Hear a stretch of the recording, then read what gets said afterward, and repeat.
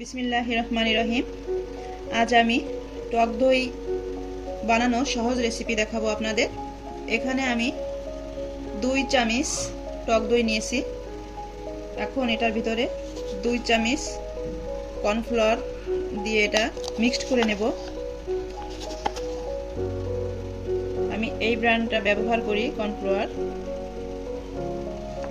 এখন আমি এটা সুন্দর করে মিক্সড করে নেব।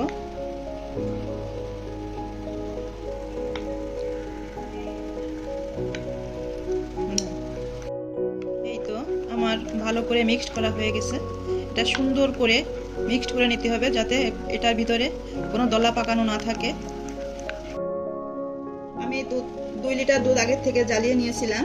আগে থেকে আমরা যে দুধগুলো স্বাভাবিকভাবে যে দুধ বাসায় খাই সেইভাবে জ্বালিয়ে নিতে হবে, বেশি ঘন করার প্রয়োজন নেই।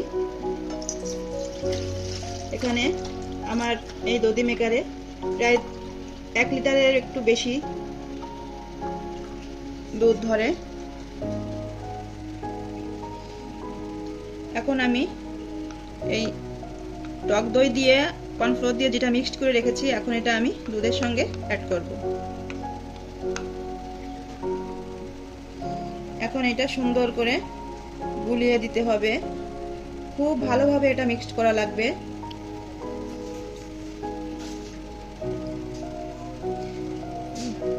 ভিউয়ার্স, টক দইটা আমি সবসময়ের জন্য বাজার থেকেই কিনে খেতাম, কারণ আমি সবসময়ের জন্য আড়ঙের টক দইটাই খাই, কিন্তু ওটা অনেক অনেক ব্যয়বহুল, অনেক খরচ হয়।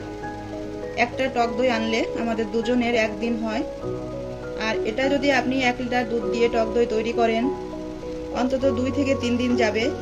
ভিউয়ার্স, আমি লাইনটা দিয়ে দিয়েছি দধি মেকারের। এখন আমি 10 ঘন্টার জন্য রেখে দেব। 10 ঘন্টা পরে আমি আবারও আপনাদের মাঝে ফিরে আসবো। 10 hours later. ভিউয়ার্স, আমি আবারও আপনাদের মাঝে ফিরে এলাম। দেখি আমার ইয়োগার্টার কি অবস্থা। আমি একটু কেটে দেখাই।